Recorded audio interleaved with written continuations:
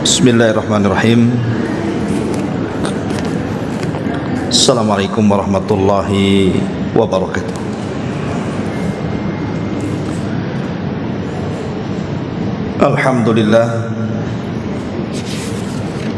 Alhamdulillahilladzi hamdan katsiran tayyiban mubarakan fihi kama yuhibbu rabbuna wa yardah. Asyhadu an la ilaha illallah wahdahu rabbi la syarika lah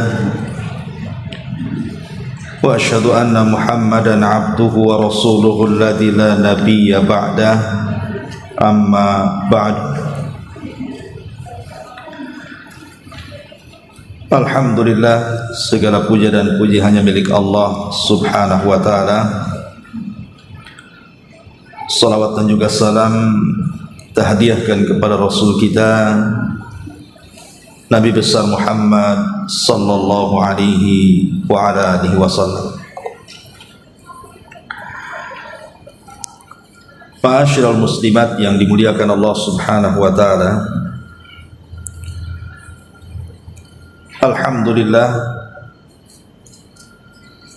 tak henti-hentinya kita memuja dan memuji Allah subhanahu wa ta'ala, karena di pagi hari ini kita bisa kembali duduk untuk bertalabul ilmi di Masjid Sukajadi ini. Dan tak lupa kita bersalawat kepada Rasul kita demi keberkahan majlis di pagi hari ini. Allahumma salli ala Muhammad wa ala alihi wa sahbihi wa man sara ala nahjihi ila yaumiddin. Kita lanjutkan kajian kita, masih membahas kitab 175 Jalan Menuju Surga Allah Azza wa Jalla, dan kita masuk pada poin ke-6, meraih pahala dari setiap mukmin dan juga mukminah.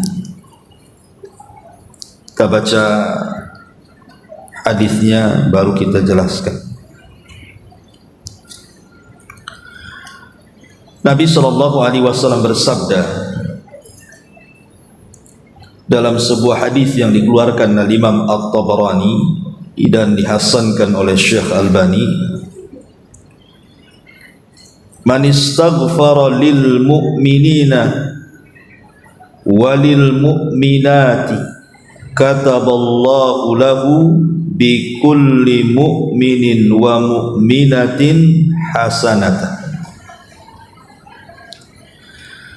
Barang siapa yang memohon ampunan untuk kaum mukminin dan kaum mukminah, niscaya Allah mencatat baginya satu pahala dari setiap mukmin dan juga mukminah. Alangkah indah doa yang diucapkan oleh seorang untuk memohon ampunan bagi dirinya, kedua orang tuanya, kaum mukminin dan mukminah, baik yang masih hidup di antara mereka ataupun yang sudah mati.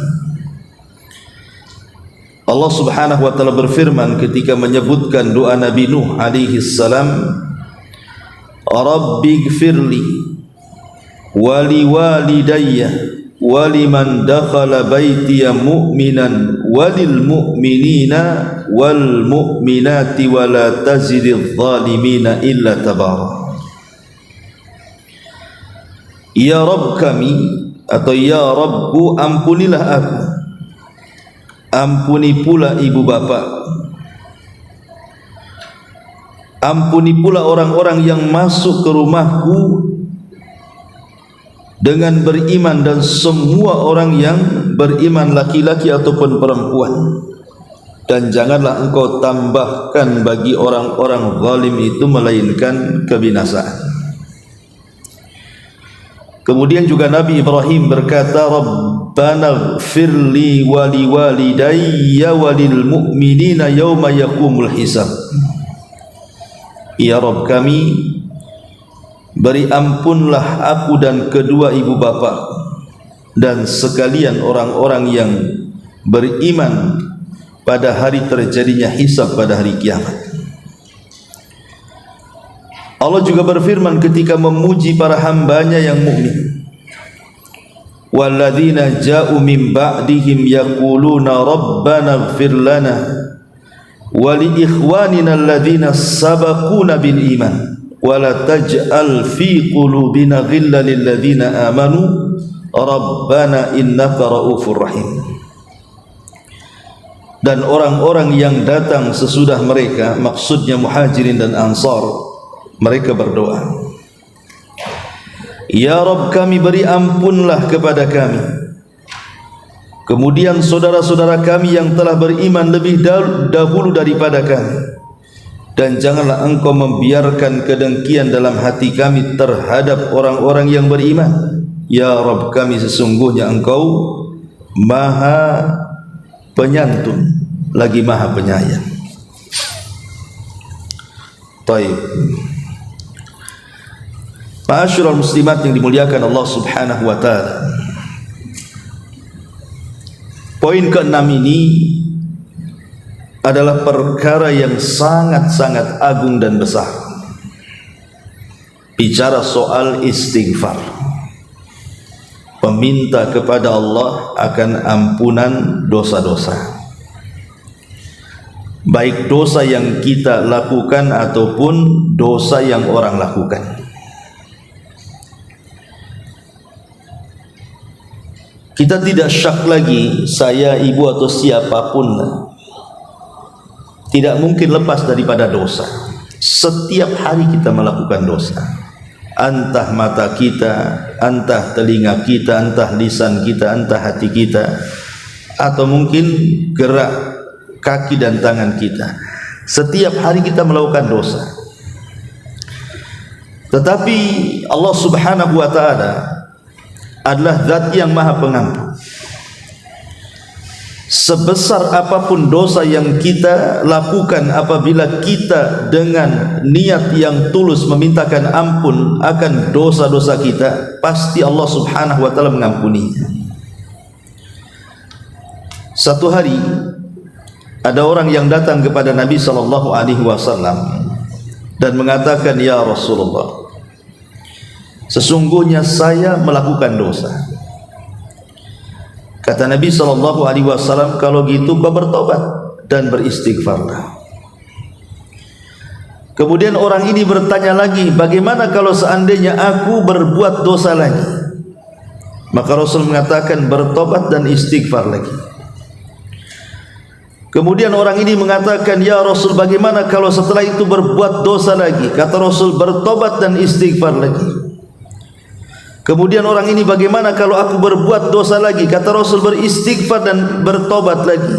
Kata orang ini mengatakan, sampai kapan ya Rasulullah?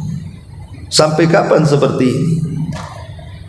Maka Nabi SAW, innallaha la yamallu hatta tamallu. Allah itu tidak bosan sampai kau yang bosan sendiri. Artinya Allah tidak bosan mengampuni dosa-dosa kita, tapi kita yang bosan minta ampun, itu masalahnya.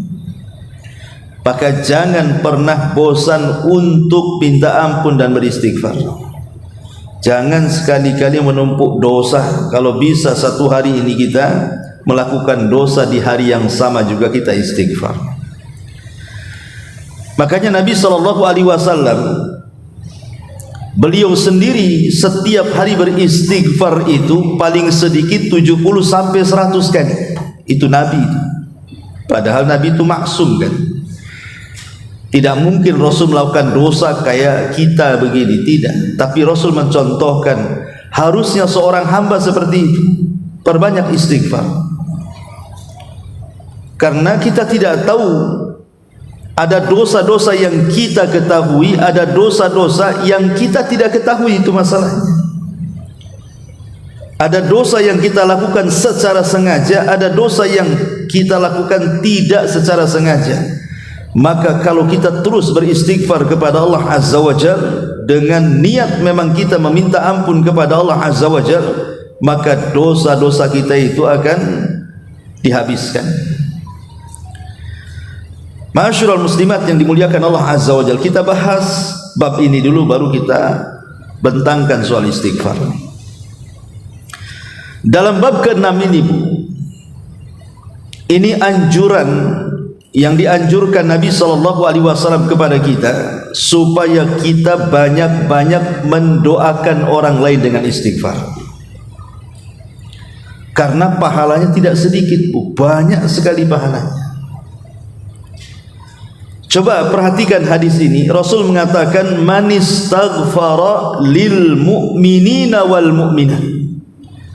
Sesiapa yang memohonkan ampun bagi setiap mukmin laki-laki ataupun mukmin perempuan, kataballahu lahu bi kulli mu'minin wa mu'minatin hasanatan. Maka Allah Subhanahu wa taala akan mencatat bagi dia untuk satu mukmin atau satu mukminah itu satu kebaikan. Bu, kalau seandainya kita katakan nih, Allahumma ighfir lil muslimina wal muslimat wal mu'minina wal mu'minat al ahya'i minhum wal amwat. Ya Allah, ampunilah muslim-muslim laki-laki atau perempuan, mukmin-mukmin laki-laki atau perempuan, yang hidup atau yang mati. Siapa yang bisa menjumlah muslim di dunia ini? Coba Ibu tahu berapa jumlahnya orang Indonesia saja yang Islam, yang mukmin? Enggak tahu kan? Siapa yang bisa menjumlah? Orang Batam saja yang muslim itu kita tidak tahu jumlahnya berapa. Satu kota Batam. Kalau seandainya kita mengatakan, ya Allah ampuni orang-orang muslim, orang-orang yang beriman di kota Batam ini, kita tidak tahu jumlah orang yang beriman di kota Batam ini. Apalagi kalau seandainya kemudian kita umumkan kalimatnya, ya Allah ampunilah semua orang yang beriman dimanapun mereka berada. Ibu tahu berapa jumlahnya? Enggak tahu kan? Bisa saja mungkin bukan hanya jutaan, miliaran. Karena orang yang beriman, yang hidup dan yang mati itu tidak ada yang tahu jumlahnya kecuali Allah. Padahal kalau kita katakan, ya Allah ampuni satu orang yang beriman saja, itu sudah satu kebaikan.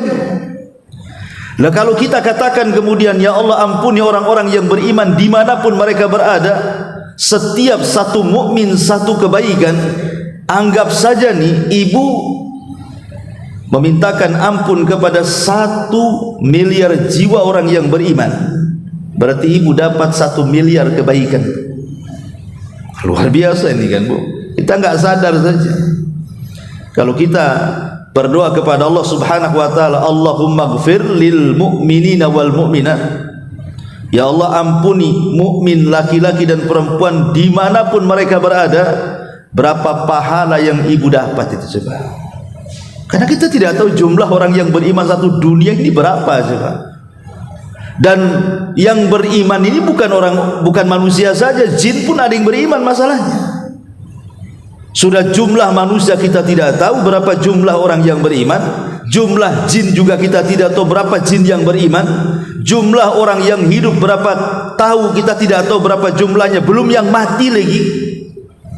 Luar biasa, banyak sekali pahala kita itu, karena satu kepala satu kebaikan masalahnya. Makanya jangan bakhil kita ini mendoakan istighfar kepada orang lain. Di sini Nabi SAW mengatakan, barang siapa yang memohonkan ampun untuk satu mukmin atau satu mukminah, niscaya Allah akan berikan pahala setiap satu mukmin atau mukminah itu satu kebaikan. Seandainya satu kota Batam saja kita sudah mendapatkan banyak sekali itu kebaikan, karena satu orang dianggap satu kebaikan kan.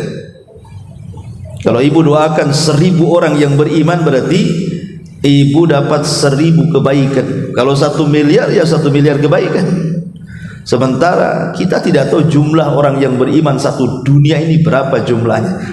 Kalau anggaplah kemudian 2-3 miliar begitu jumlahnya, Berarti kalau kita katakan Allahumma gfir lil mu'minina wal mu'minat, ya Allah ampuni orang yang beriman dan laki-laki dan wanita dimanapun mereka berada, berarti sebanyak itu kita dapat pahala. Itu baru manusianya, belum dari kalangan jinnya. Itu bagi yang hidup, belum yang matinya. Jadi jangan bakhil mengucapkan Allahumma gfir lil muslimina wal muslimat wal mu'minina wal mu'minat al ahya'i minhum wal amwat. Nah, itu kan lengkap tuh.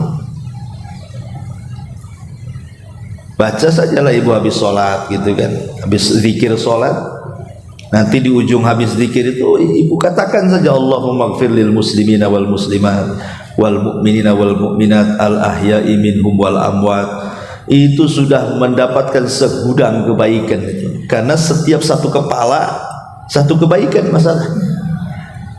Jadi kenapa kemudian di sini pengarang membuat judul meraih pahala dari setiap mukmin dan mukminah?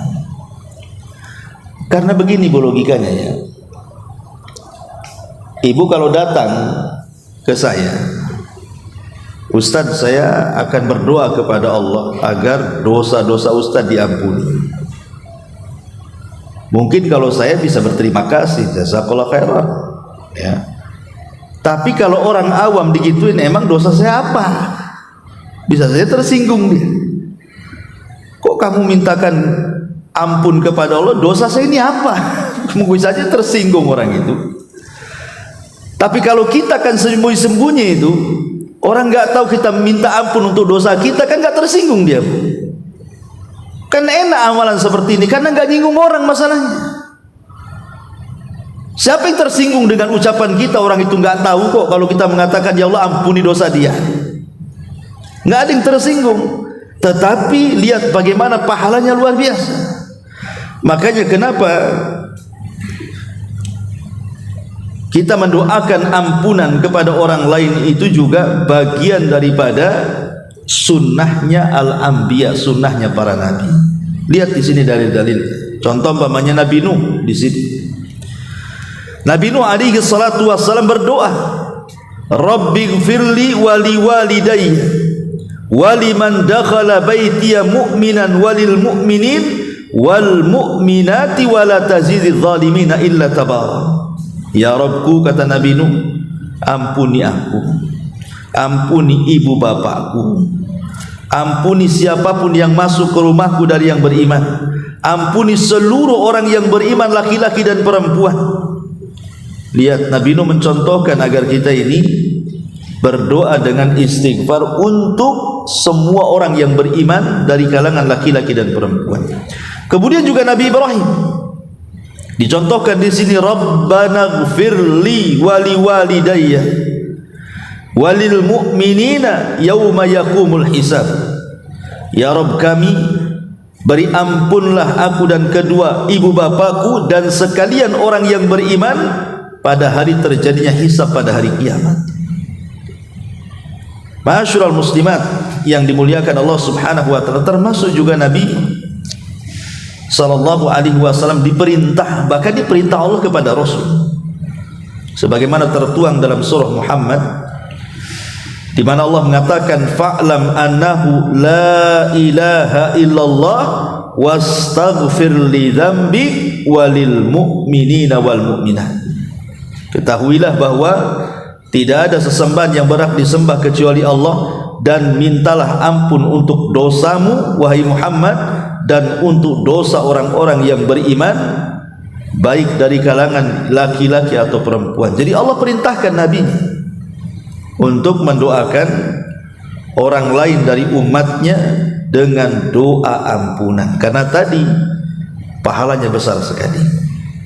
Kalau kita katakan untuk warga Batam saja, kita katakan ya Allah ampuni semua orang yang beriman laki-laki dan perempuan yang ada di kota Batam. Kalau seandainya jumlahnya 1 juta atau 2 juta jiwa yang beriman, berarti sekali mengucapkan seperti itu ibu sudah dapat 1 juta atau 2 juta pahala dari 1-2 juta jiwa yang kita doakan. Itu satu kota Batam, gimana satu Kepri, gimana satu Indonesia, gimana satu dunia, gimana manusia dan jinnya, gimana yang hidup dan yang matinya. Oh, banyak kali pahala kita itu. Ma'asyiral muslimat yang dimuliakan Allah Subhanahu wa taala. Lalu apa faedahnya? Apa faedahnya kalau kita ini mendoakan dengan doa istighfar kepada orang lain, itu apa hikmahnya itu? Yang pertama, hikmahnya sebutkan para ulama adalah hadza ikram minallahi ta'ala di hadhil ummah. Ini bentuk kemuliaan dari Allah yang Allah berikan kepada umat ini. Jadi ini kemuliaan dari Allah untuk umat ini dengan memudahkan bagi umat ini mendulang pahala sebanyak-banyaknya dengan amalan seringan-ringannya. Amalannya kan ringan, Bu, tapi pahalanya besar, ya kan? Pahalanya banyak. Hanya ngomong, ya Allah, ibu nggak bisa bahasa Arab, tidak apa-apa, tinggal ngomong saja, ya Allah, ampunilah dosa-dosa orang-orang yang beriman, baik laki-laki atau perempuan, baik yang hidup atau yang mati, baik manusia atau jin. Jelasin makin jelas lagi kan, dimanapun mereka berada, di alam dunia atau alam gaib, ibu ya. Gak masalah kalau memang tidak bisa bahasa Indonesia, bahasa Arab, pakai bahasa Indonesia. Nah, ini kemuliaan namanya. Allah Subhanahu wa taala berikan kemuliaan kepada kita dengan mendulang pahala sebanyak-banyaknya dengan amalan seringan-ringannya. Cukup ngomong begitu saja. Coba Bu, kalau ibu mengucapkan satu kali, kalilah berapa banyak itu orang yang beriman, kita dapat kebaikan mereka juga. Kalau mengucap 2 kali, kalikan saja. Mengucap 3 kali, kalikan saja. Bagaimana kalau tiap hari itu? Setiap habis sholat kita berdoa seperti itu, maka pahala kita akan banyak sekali. Ini yang pertama. Kemudian yang kedua, dikatakan oleh Imam Ibnu Atiyah, wajibun ala kulli mu'min an yastaghfira lil mu'minina wal mu'minat fa innaha sadaqatun. Wajib atas setiap yang beriman untuk berdoa istighfar, memintakan ampun akan dosa terhadap orang yang beriman, laki-laki atau perempuan, karena itu bagian dari sedekah yang kita berikan kepada orang. Terkadang ibu, kalau sedekah dengan uang, kadang di antara kita ada yang bakhil. Boleh jadi ada niat untuk sedekah, tak jadi ketika ada barang-barang yang belum kebeli kan. Ada rencana mau nyumbang, tak jadi, nanti ajalah, ini belum lunas. Kadang-kadang kita ini mau sedekah dengan harta, tak jadi. Atau memang sama sekali tidak ada keinginan kan untuk bersedekah dengan uang karena kebakhilan kita. Tetapi Allah Subhanahu wa taala buka pintu sedekah itu selebar-lebarnya. Tidak harus dengan uang sedekah itu. Dengan cara mendoakan saudara kita dengan ampunan agar dosa-dosa mereka diampuni Allah, itu bagian daripada sedekah juga. Ini yang kedua. Kemudian yang ketiga, husnul akhlaqi fit ta'amuli ma'al muslimin min ghairi takabburin alaihim wala ihtiqarin lahum wal 'afwi an dhunubihim wa tahammuli zallatihim wal adli fil hukmi alaihim wa insafihim idza akhtau wa adami inkari ma fihim minal khairi walau lam yakun ma'hum illa al-islam as-sahih fa huwa kafin li an nastaghfira lahum. Kata ulama, jadi apabila ibu mendoakan ampun kepada orang lain, ya Allah, ampunilah saudara-saudaraku dari kalangan orang yang beriman, laki-laki atau perempuan, dan begitu seterusnya. Ini bagian daripada keindahan akhlak. Ini bagian daripada keindahan akhlak Islam. di mana kalau kita mau mendoakan saudara kita dari kalangan orang-orang muslim atau orang yang beriman dengan doa ampunan itu, hakikatnya ibu sedang merontokkan sikap sombong. Jadi sedang menghilangkan kesombongan. Makanya kita doakan orang lain. Orang yang sombong itu tidak mau mendoakan orang lain, ya, maunya diri sendiri saja. Tapi ketika mendoakan orang lain berarti kita menghilangkan sifat sombong kita. Kemudian juga sikap ihtiqar, merendahkan orang. Karena ketika kita mendoakan secara umum berarti mencakup orang fakir, mencakup orang kayanya, kan itu ya, mencakup orang yang punya jabatan, mencakup orang yang biasanya, dan begitu seterusnya. Karena kan kita umum doanya, berarti tercakup semuanya itu, baik orang yang di bawah kita, baik orang yang di atas kita. Jadi kalau seandainya kita katakan ya Allah ampuni dosa-dosa mereka secara umum, berarti juga kita sudah menegakkan akhlak Islam yang indah. Pertama tadi menghilangkan kesombongan, yang kedua menghilangkan tidak merendahkan orang. Kemudian juga melatih kita memaafkan dosa-dosa orang. Kalau ada orang yang melakukan kesalahan kepada ibu, kemudian datang minta maaf, belum tentu ibu kasih maafkan. Apalagi kalau dosanya ibu anggap sudah tidak bisa ditolerir tuh. Karena memang memaafkan itu berat, Bu ya, memaafkan itu berat. Minta maaf itu berat, tapi memaafkan kan lebih berat lagi. Ya. Enak saja kamu menyakiti saya, sekarang datang minta maaf. Iya hatimu plong, tapi hatiku ini enggak plong-plong nih. Kadang-kadang kan seperti itu. Ya. Ada orang minta maaf kan supaya plong hatinya. Kita yang memaafkan ini kadang-kadang ya di lisan saja, ya saya maafkan, tapi hatinya itu belum tentu. Lah ketika kemudian kita katakan ya Allah ampunilah dosa orang itu, berarti kan kita melatih diri untuk memaafkan. Itu faedahnya. Ya. Kemudian juga berusaha adil kepada mereka. Ya kan mereka Islam juga, mukmin juga, saudara kita juga, masa kita tidak memaafkan mereka? Jadi kita diajari sifat adil gitu ya. Termasuk juga tidak mengingkari ma fihi minal khairi, apa yang terdapat dari kebaikan dari mereka. Seandainya kemudian kita tidak kenal mereka siapa, yang penting kita tahu dia muslim, maka kita sudah dianjurkan untuk memintakan ampun kepada saudara kita, kenal ataupun tidak kenal. Ini yang ketiga. Jadi ketika kita mendoakan saudara kita yang beriman dengan kebaikan itu, hakikatnya kita sedang menampakkan keindahan akhlak Islam. Kemudian yang keempat, ada mutazkiyatin nafsi, tidak merasa bersih sendiri. Tidak merasa bersih sendiri, seolah-olah kita ini enggak punya dosa karena kita istighfar terus, yang lain itu berlumuran dosa gitu ya. Maka ini juga bisa menghilangkan tazkiyatun nafs, merasa sok suci lah bahasa kitanya ya.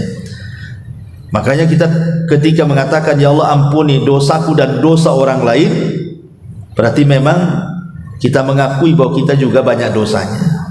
Sebagaimana orang juga melakukan dosa, kita pun melakukan dosa. Jadi tidak merasa bersih sendiri. Kemudian juga al-hathu ala jam'i kalimatil muslimin alal haq. Yang kelima, dengan kita mendoakan orang lain dengan istighfar itu menunjukkan apa? Jam'il kalimatil muslimin, menunjukkan tanda ukhuwah Islamiyah, persaudaraan sesama muslim, sehingga saling mendoakan ampunan satu dengan yang lainnya. Bahwa kita ini muslim satu dengan yang lain bersaudara.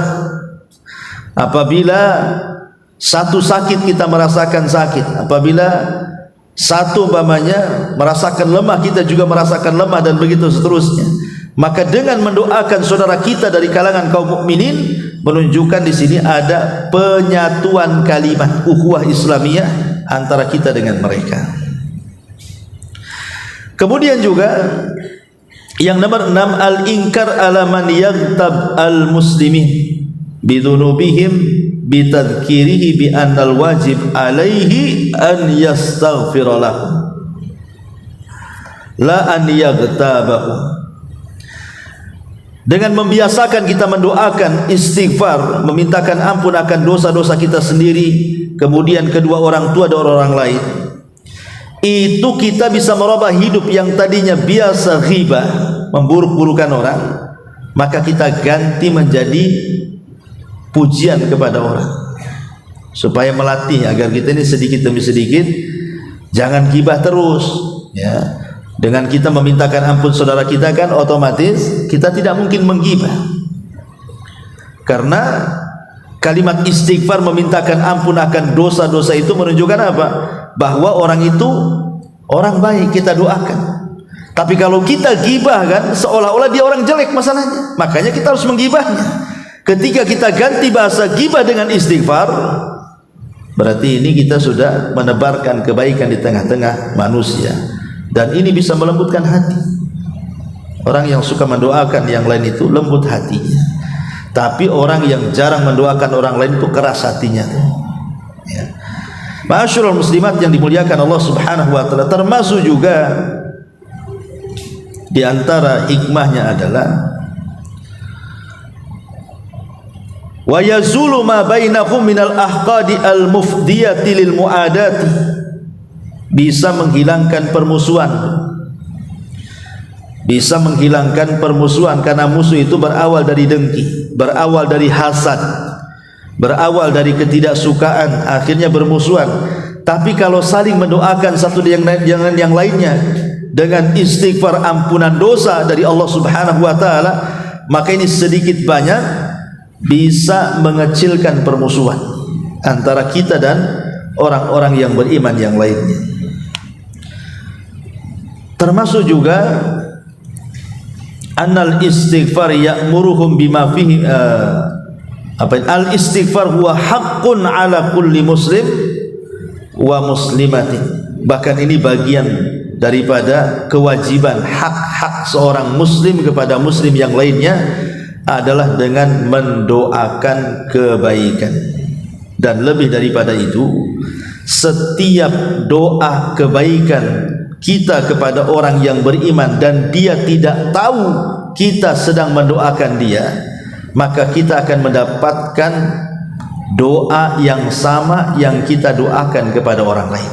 Dan itu nanti pada bab ke-7 nanti, malaikat yang ditugaskan untuk mengawalnya akan mengucapkan amin ketika kita berdoa dan dia tidak tahu, maka kita akan mendapatkan hal yang sama yang kita doakan kepada orang lain. Contoh pemain saya katakan, ya Allah, mudah-mudahan anak orang itu soleh, maka Allah mengatakan anakmu juga soleh, gitu maksudnya.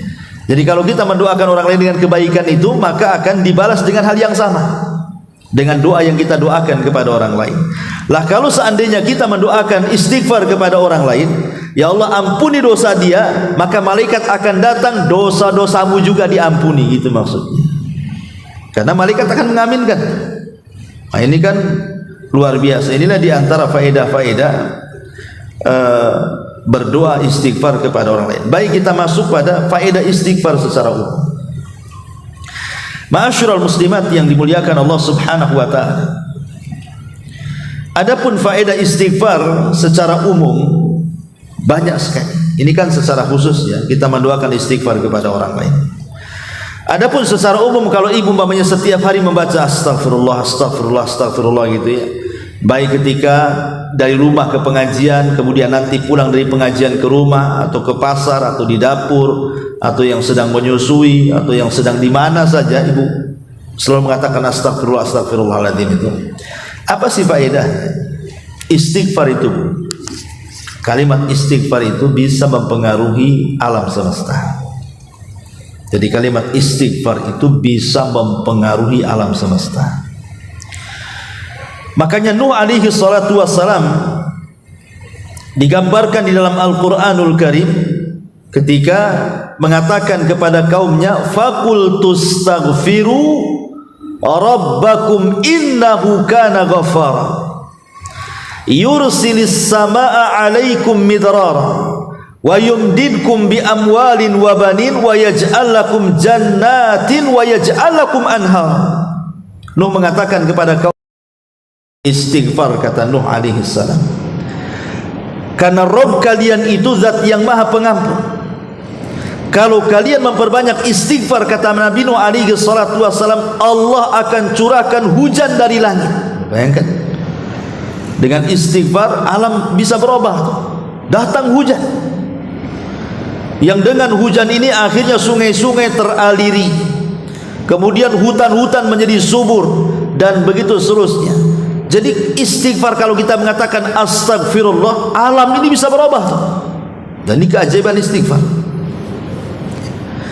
Kemudian juga di antara faedah istighfarnya adalah, istighfar ini kalau kita lazimkan terus-terusan, Bu, tidak berhenti, mungkin ibu sampai ratusan bahkan ribuan kali dalam sehari, dan dijadikan wirid di setiap hari astagfirullah, astagfirullah itu, lihat khasiatnya, kata Rasul, man lazimal istighfar, barang siapa yang melazimkan istighfar, lisannya tidak pernah berhenti astagfirullah, astagfirullah, begitu ya.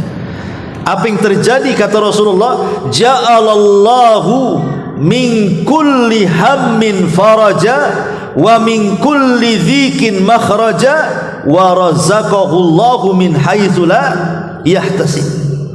Kata Nabi SAW, siapa yang melazimkan istighfar, maka setiap kebingungan ibu akan menjadi sebuah kebahagiaan, setiap kesempitan dada akan menjadi sebuah kelapangan, dan ibu akan diberikan rezeki dari arah yang tidak disangka-sangka, kata Nabi. Bahkan ada seorang syekh bercerita, Bu. Jadi seorang syekh ini bercerita begini, dia punya murid. Murid ini cerdas, kata dia, Masya Allah. Karena syekh ini kan punya markas tahfidz Quran. Jadi ada muridnya itu cerdas sekali, kalau ngapal cepat, rajin, soleh gitu, tidak pernah meninggalkan qiyamul lail, setiap hari dia baca minimalnya 5 juz, karena memang berada di tahfidz Quran gitu. Jadi selepas selesai lah, kebetulan memang hidupnya fakir, tidak punya apa-apa, jadi selesai mondok lah bahasa kitanya. Kemudian hampir 4-5 tahun tidak pernah ketemu, dan Syekh tahu dia orang fakir, orang miskin ya, tidak punya apa-apa, di pondok pun tidak bayar gitu ya, karena kefakirannya tidak sanggup membayar. Tapi karena kecerdasannya oleh Syekh itu, dibiarkan dia belajar itu sampai selesai. Jadi setelah 4-5 tahun tidak pernah ketemu tuh, sekali ketemu, rupanya murid ini sudah kaya. Dia pakai mobil yang sangat bagus sekali lah, datang silaturahmi kepada syekhnya itu. Kemudian syekhnya kaget gitu ya, karena dia tahu kehidupan orang tuanya seperti apa, keluarganya seperti apa. Kok sekarang Masya Allah gitu, hanya keluar dari pesantren kemudian menghilang 4-5 tahun kok sudah menjadi orang kaya gitu. Jadi Syekh ini senang, kemudian diajak ngobrol-ngobrol. Jadi Syekh ini ingin tahu rahasianya, kenapa kamu bisa kaya, kerja apa kamu? Maka dia mengatakan, demi Allah Syekh, Allah mudahkan kehidupan saya, Allah lapangkan rezeki saya. Kenapa? Kata Syekh, apa masalahnya, apa amalanmu? Maka dia mengatakan, aku setiap hari istighfar itu paling tidak aku harus istighfar 10.000 kali gitu. 10.000 kali setiap hari, dan aku terus lakukan sampai hari ini kan. Sudah berapa tahun itu, berarti sudah 4 tahun atau 5 tahun, satu hari 10.000 kali, Bu. Ya, apa gak sariawan tuh? Terus astagfirullah, astagfirullah, astagfirullah, astagfirullah kan. Belum lagi Quran dia, karena dia kan memang hafal Quran gitu ya. Dia setiap hari 3 juz sampai 5 juz. Itulah amalan dia. Maka dia mengatakan, ya Syekh, katanya, yassaranillahu amri, dengan begitu Allah mudahkan urusanku. Entah kenapa mudah sekali cari uang itu, katanya. Sebenarnya Ibu, cerita ini walaupun anggaplah cerita ini tidak ada ya, tapi saya yakin Tidak mungkin Syekh ini berdusta kan itu. Tapi anggaplah cerita ini rekayasa. Tapi kita tidak perlu cerita pun, cukup dengan sabda Nabi tadi, bahwa orang yang melazimkan istighfar itu Allah akan berikan rizki dari arah yang tidak disangka-sangka kan begitu. Kita yakin dengan hadis ini. Ya. Man lazimal istighfar, siapa yang melazimkan istighfar, maka dalam setiap kegundahan pasti ada kelapangan, dalam setiap kesempitan pasti ada jalan keluar, dan Allah pasti akan berikan rizki dari arah yang tidak disangka-sangka. Nah, coba saja istighfar terus, istighfar ya. Karena saya juga pernah mencoba. Namanya setiap orang itu pasti mengalami kesulitan. Saya, ibu pasti satu hari itu akan mengalami kesulitan yang tidak bisa keluar dari situ. Kayaknya dunia ini kiamat. Aduh, pusing kali. Gimana cara keluarnya? Pasti, saya yakin setiap ibu pasti suatu ketika, atau mungkin sudah mengalami, atau bagi yang belum mengalami, pasti akan ada masanya ibu ada masalah. Yang masalah itu seolah-olah nggak bisa keluar dari situ. Stres sekali ini. Mau ini susah, mau itu susah, kayaknya mau tidur susah, mau makan pun tidak selera, dan begitu seterusnya. Maka cobalah ketika itu menimpa ibu, perbanyak istighfar. Dari pagi, siang, sore, malam. Insya Allah itu dalam waktu yang singkat pasti Allah akan carikan jalan keluarnya. Pasti ada saja diurai masalah itu. Dan saya rasakan sendiri seperti itu. Asal ibu yakin. Ya, kalau nggak yakin ya nggak akan diurai lah. Yakin bahwa masalah itu datang dari Allah, pasti Allah subhanahu wa ta'ala akan menguraikan masalahnya. Minimalnya sedikit demi sedikit hati kita tenang dulu. Mengurai masalah itu kalau hati nggak tenang nggak bisa. Tenang hati, datu berpikir, baru cari jalan keluar. Ada saja jalan keluarnya itu. Ma'asyiral muslimat yang dimuliakan Allah subhanahu wa ta'ala. Kemudian juga di antara keajaiban istighfar adalah ijabati doa. Orang yang suka istighfar itu kalau doa itu mudah dikabulkan. Dan itu dijelaskan di dalam firman Allah subhanahu wa ta'ala, ya qaumi ibudullaha ma lakum min ilahin ghair wa ansha'akum minal ardi wasta'marakum fiha. Di sini syahidnya, fastaghfiruhu summa tubu ilaihi inna rabbi qaribum mujib. Dalam surah Hud ayat 61 Allah mengatakan, fastaghfiruhu, maka beristighfarlah kalian kepada Allah. Summa tubu ilaihi, bertobatlah kalian kepada Allah. Inna rabbi qaribum mujib, karena Rabbku maha dekat dan juga maha pengabulan doa. Dari sini istimbatnya kata para ulama, lihat ketika Allah menutup kalimat bahwa dia dekat dengan kita, bahwa dia itu maha pengijabah doa, sebelumnya ada perintah istighfar. Berarti istighfar itu bisa memudahkan orang untuk dikabulkan doa-doanya. Kemudian juga di antara fungsi istighfar adalah sebab terbesar mendapatkan kasih sayang Allah. Disebutkan dalam surah Hud ayat 90-nya, wastaghfiru rabbakum thumma tubu ilaihi inna rabbi rahimun wadud. Beristighfarlah kepada Rabb kalian, kemudian bertobatlah kepada Allah, sungguhnya Rabbku maha penyayang, maha pengasih. Ya, artinya kalimat rahim itu nama Allah, sifatnya rahmat. Berarti orang yang suka istighfar itu dia akan mudah mendapatkan rahmat kasih sayang Allah subhanahu wa ta'ala. Kemudian juga bahwa istighfar itu anna bihi tujlabun ni'am, mudah untuk mendapatkan nikmat. Dan orang yang jarang beristighfar dari kemaksiatan kepada Allah azza wa jalla, banyak rezeki yang terhalang pada kita. Saya contohkan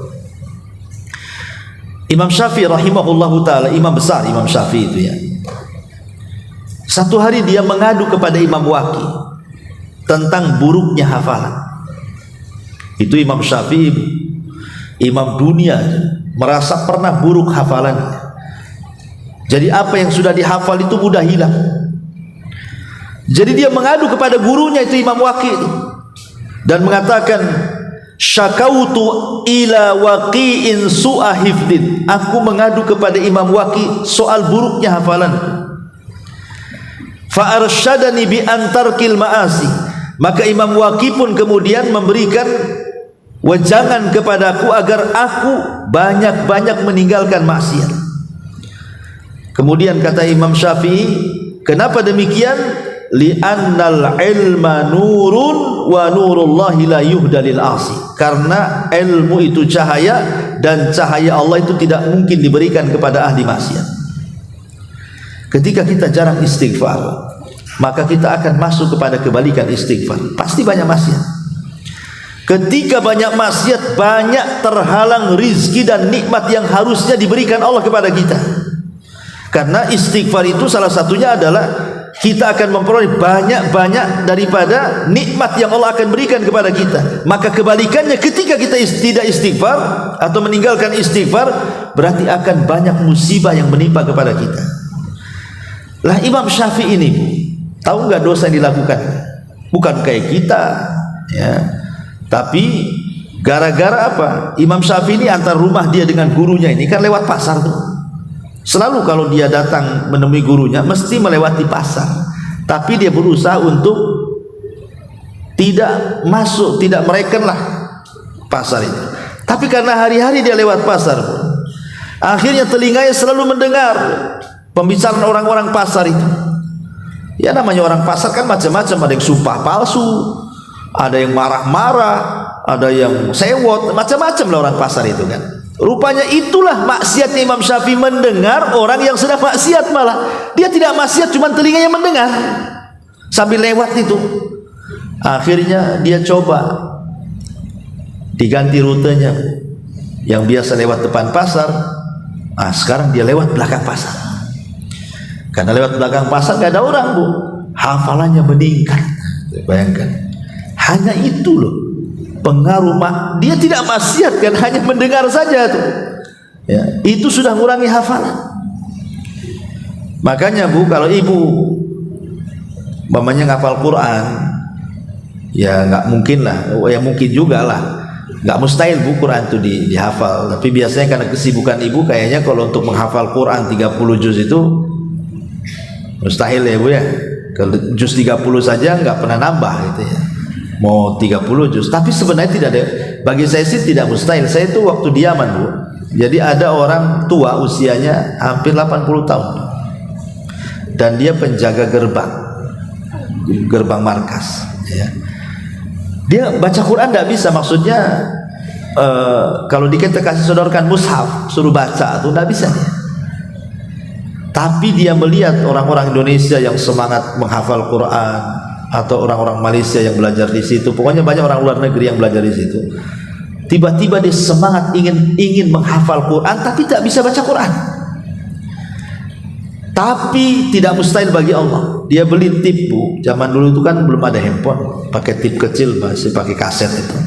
Ya dia beli kaset 30 juz, kemudian beli tip kecil gitu ya, Sony, kalau itu mereknya Sony kan, Sony itu dulu itu mereknya. Jadi pamannya diambil surah Al-Fatihah itu, dia setel kan. Pamannya Syekh ini membaca Alhamdulillahirabbil alamin, dimatikan. Kemudian dia coba mengingat dan mengulang Alhamdulillahirabbil alamin, diulang-ulang sampai 100, sampai 200, sampai 300 kali Bu, sampai hafal. Baru kemudian pindah ke ayat 1, ke ayat 2, ke ayat 3. Masya Allah, tanpa sadar bertahun-tahun, akhirnya kaki ini dapat hafal Quran hanya dengan metode seperti itu. Hafal Quran dia, padahal baca Quran ini tidak bisa, hanya model mendengar.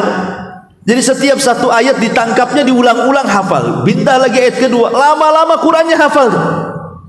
Kan gak ada yang mustahil bagi Allah, karena Quran itu kan walaqad yassarnal Qur'ana lidzikr, walaqad yassarnal Qur'ana lidzikri. Bahwa Quran itu Allah mudahkan. Artinya bahwa syaratnya satu saja, jangan banyak maksiat. Tapi kalau banyak maksiat ya susah lah ngapal Quran itu. Dan maksiat yang paling besar ya handphone itu Bu. Ibu ngapal Quran wadduha, datang handphone, mana yang mau dihafal nih? Ya. Jadi nggak bisa. Makanya kalau ingin hafal Quran memang jauhkan handphone jauh-jauh tuh. Kayak anak pesantren kan tidak ada boleh pegang handphone Bu ya. Baru ibu bisa hafal Quran. Kalau enggak, jangan bicara nambah hafalan, yang ada mindahin hafalan. Wadua sudah hafal nih Bu, nanti ibu mau tambah alam nasroh hafal, waduhanya yang hilang. Itu namanya mindah hafalan, geser hafalan tuh ya. Ya karena begitu. Ya. Mungkin boleh jadi karena banyaknya maksiat sehingga kita susah untuk menghafal. Intinya bahwa istighfar ini bisa mendatangkan nikmat yang banyak. Ma'asyiral muslimat yang dimuliakan Allah Azza wa Jalla. Kemudian juga istighfar ini salah satunya adalah ketika kita banyak memperbanyak astagfirullah itu hakikatnya kita sedang menyakiti setan. Setan itu tidak suka dengan orang yang sedang beristighfar. Dan itu disebutkan oleh Imam Ibnul Qayyim rahimahullahu taala, inna iblis qala, kata Imam Ibnul Qayyim, iblis itu akan berkata, akhlaqtu bani Adam bidzunub wa ahlakuni bil istighfar.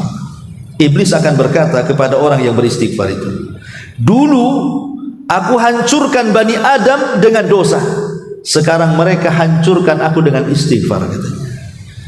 Kata iblis, dulu ku hancurkan anak Adam dengan dosa, sekarang Bani Adam menghancurkan aku dengan istighfar. Makanya kalau kita menyebutkan astagfirullah, ini sangat menyakitkan bagi syaitan, sangat menyakitkan bagi iblis ya, artinya kita menang dari musuh kita kan, karena setan itu musuh kita yang nyata. Kalau kita ingin mengalahkan musuh kita, ya perbanyak istighfar, karena itu sangat menyakitkan bagi mereka. Kemudian juga diantaranya adalah yang paling besar istighfar itu adalah sababun linsirahi sadri, sebab terbesar dada seseorang itu akan menjadi lapang, akan tenang. Dan kehidupan di dunia ini, kata Imam Ibnul Qayyim rahimahullahu ta'ala, kalau kita ingin masuk ke surga dunia sebelum surga akhirat, maka perbanyak istighfar. Ketika ditanya Imam Ibnul Qayyim, apa yang dimaksud surga dunia wahai Imam? Dia mengatakan apa? Itmi'nanul qalbi, ketenangan hati. Hati kalau tenang Bu, semua jadi surga. Ibu walaupun tidak punya uang, tapi hati tenang, ya insya Allah lah, nggak kepikiran. Tapi biasanya kalau nggak ada uang itu bisa nggak tenang tuh. Gitu. Tapi kalau tenang lah umpamanya kan, tenang nggak apa-apa lah, nggak ada duit, yang penting tenang saja, itu biasanya nggak kepikiran ya. Karena orang stres itu karena tiga hal kan, sering saya ulang-ulang kan. Pertama karena perkara yang sudah lampau, kita pikir sedih ya. Yang kedua perkara yang belum datang, dipikir-pikir stres. Nah sekarang yang sedang kita lalui, perkara yang sedang kita lalui, kita tidak bisa keluar dari masalah, akhirnya bingung ya. Itulah yang membuat hati tidak tenang, itu sedih, stres, bingung, sedih terhadap yang sudah lalu, dipikir-pikir sedih, nangis kan. Itu mungkin ibu dulu mungkin ada masalah di masa lampau, atau ditinggal orang yang dicintai, atau pernah sukses kemudian gulung tikar, atau apalah masalah, atau cari barang gak ketemu ya. Nah, boleh jadi kan memikirkan sesuatu yang lampau itu kan menjadikan kita sedih, atau memikirkan sesuatu yang belum terjadi, gimana besok, gimana bulan depan, gimana minggu depan, gimana tahun depan, gimana nanti kalau sudah tua, kalau sakit siapa yang ngerawat saya, belum terjadi kok stres duluan kita ini ya. Atau yang sekarang ini ada masalah, nggak tahu caranya gimana nih keluar dari masalah ini. Nah gitu ya. Nah, itulah tiga perkara orang ini jadi stres, jadi sedih, jadi gundah gulana. Makanya istighfar inilah yang bisa menghilangkan itu semua. Karena istighfar ini kata para ulama, sababun kabir linsirahi sadri, sebab yang paling besar hati seseorang itu akan menjadi lapang. Wallahu a'lam bishawab.